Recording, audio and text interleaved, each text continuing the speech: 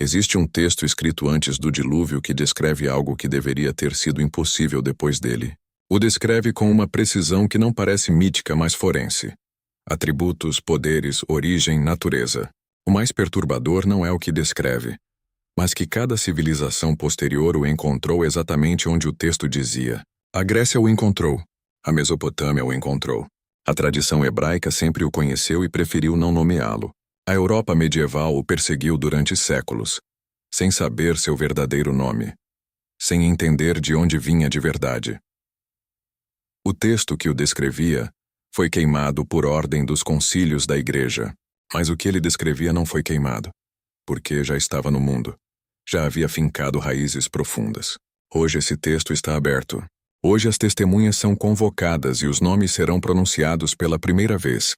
O livro de Enoque não é um texto religioso menor.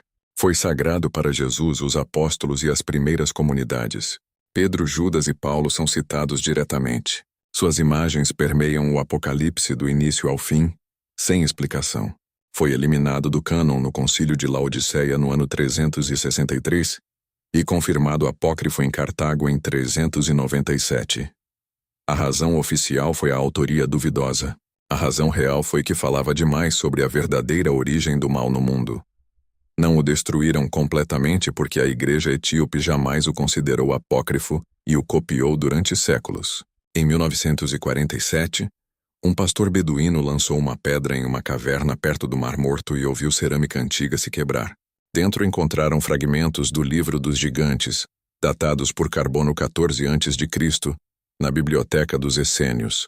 Não era heresia cristã tardia, era a escritura pré-cristã que a comunidade de Qumran estudava junto a Isaías e Deuteronômio. Imagine uma terra antediluviana onde os limites entre o plano espiritual e o material eram permeáveis, quase inexistentes. Das alturas, 200 seres a quem o livro de Enoque chama de os vigilantes contemplavam a civilização nascente de Adão. Eram guardiões da ordem cósmica, detentores de saberes que o universo reservou para planos superiores ao humano, mas viram as filhas dos homens e sentiram algo que nenhum ser de sua natureza deveria ter sentido: o desejo de descer. O capítulo 6 de Enoque narra isso com uma frieza que gela. Fizeram um pacto no Monte Hermon e desceram juntos. Tomaram esposas entre as filhas dos homens. O texto hebraico usa uma palavra que implica um ato deliberado e calculado. Não foi uma paixão irreflexiva.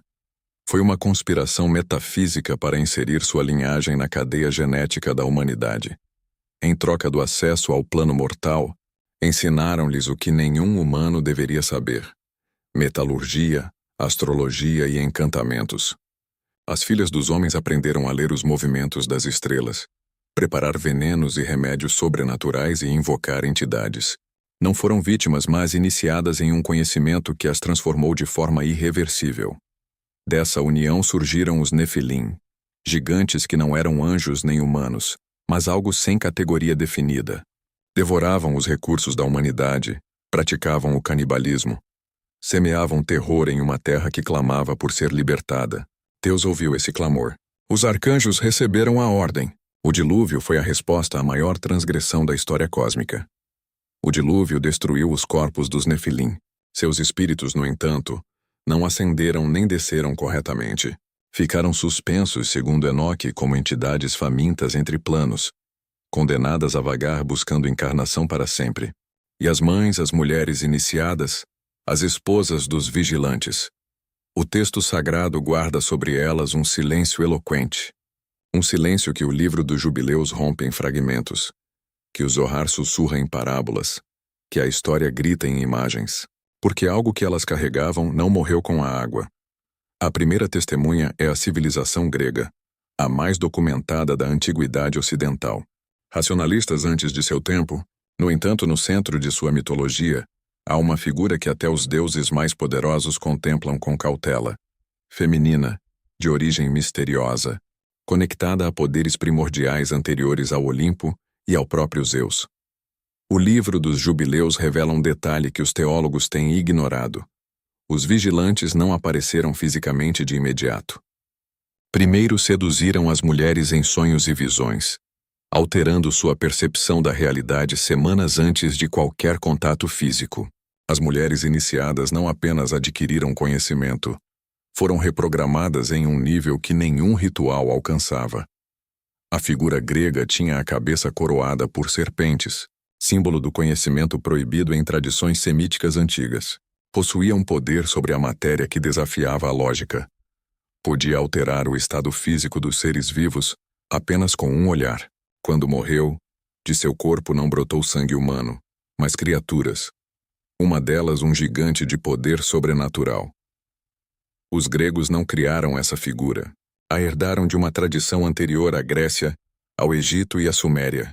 Foi herdada da memória coletiva de um mundo que existiu antes do dilúvio e transmitiu seus terrores na forma de mito. Os gregos também conheciam outras figuras semelhantes, criaturas femininas com voz sobrenatural que atraíam os homens para a destruição com uma beleza irresistível à razão. Ulisses se amarrou ao mastro para não se lançar ao mar ao ouvir as sereias. Não é a sedução ordinária. É o poder de algo que opera em um nível que precede a vontade. Exatamente o mecanismo que o livro dos Jubileus descreve para os vigilantes. A segunda testemunha é de 3.000 anos antes da Grécia e está em cuneiforme, em tábuas de argila. A civilização suméria e babilônica registrou uma figura feminina sobrenatural, cuja antiguidade supera o testemunho grego. Essas tábuas são contemporâneas ou anteriores aos textos bíblicos. A figura descrita é uma entidade noturna, feminina, com poder sobre a vida e a morte, especialmente dos recém-nascidos. Os textos cuneiformes a associam explicitamente aos Anunnaki, os seres que desceram do céu, os que vieram de cima. Em acadiano, seu nome tem a raiz que significa vento e noite, além de indicar origem em outro plano de existência. Os sacerdotes babilônicos criaram rituais, amuletos e invocações para se proteger dela. O estudioso Hermann Gunkel documentou em 1895 as correspondências exatas entre os textos mesopotâmicos e o Gênesis hebraico. Os textos mais antigos descrevem essas figuras não como monstros, mas como seres de transição, seres que haviam sido algo antes do que eram, que guardavam memória de um estado anterior mais próximo do humano. Essa memória de uma transformação, de um antes e um depois, é exatamente o que o livro de Enoque descreve para as mães. Não são coincidências culturais. São memórias paralelas do mesmo evento, vistas das duas margens do mundo antediluviano. A terceira testemunha é a mais incômoda de todas, porque pertence à mesma tradição que produziu o livro de Enoque. A tradição hebraica conhece essa figura desde antes do dilúvio, e os rabinos a comentaram com desconforto durante séculos. Não podiam negá-la porque estava em textos antigos demais e venerados demais para serem descartados. Não podiam explicá-la dentro do quadro teológico oficial, porque sua origem apontava para algo que o cânon havia silenciado. O Talmud a menciona. O Zohar lhe dedica páginas inteiras. A tradição cabalística a converteu em um de seus temas centrais. Segundo essas fontes, existiu antes de Eva, recusou-se a se submeter, fugiu para o caos primordial, uniu-se aos seres caídos e gerou uma linhagem que o mundo não reconhece.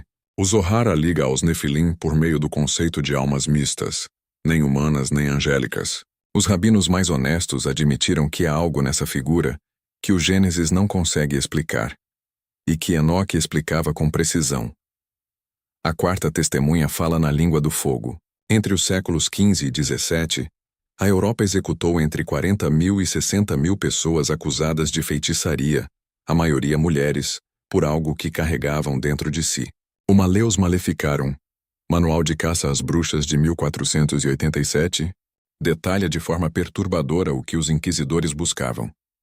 Mulheres com saber sobrenatural sobre plantas e astros, que dialogavam com entidades invisíveis aos demais, que possuíam um poder sobre a vida e a morte, que nenhuma educação humana podia explicar nem conferir. Os inquisidores não sabiam o que buscavam, mas o reconheciam ao encontrar. Chamavam isso de pacto com o diabo. Sem o livro de Enoque, sem o contexto antediluviano, sem a história das mães dos Nefilim, era tudo o que podiam dizer.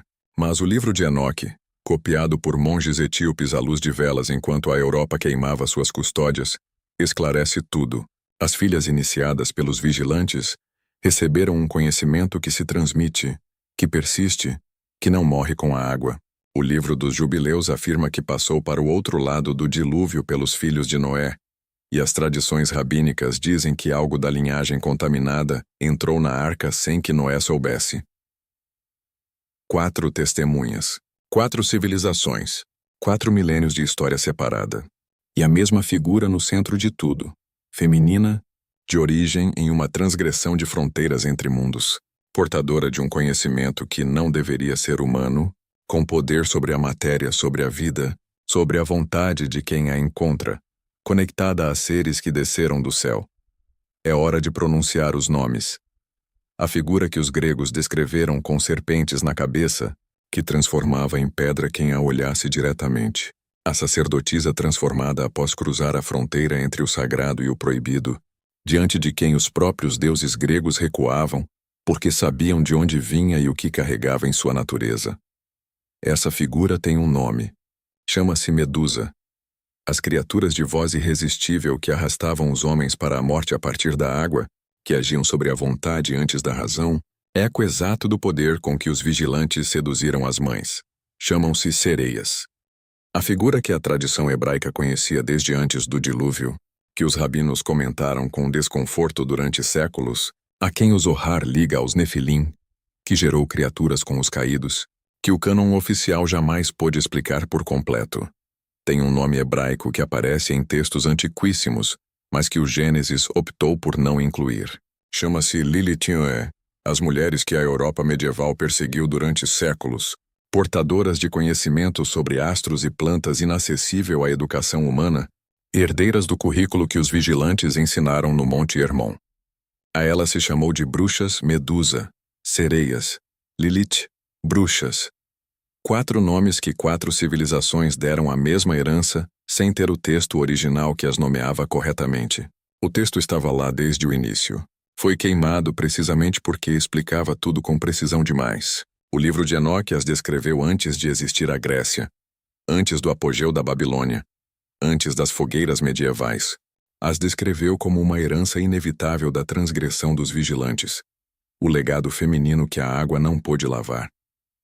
Agora que você tem o texto e os nomes, o mundo que achava conhecer tem uma fissura por onde entra uma luz diferente. Os mesmos vigilantes que desceram ao Monte Hermon operam hoje com ferramentas distintas, mas com o mesmo manual de sempre. A promessa de conhecimento que transcende os limites humanos, de poder além do permitido. O texto não mudou, só mudaram os nomes na capa. E quem conhece o original reconhece a armadilha, mesmo que venha envolta em tecnologia.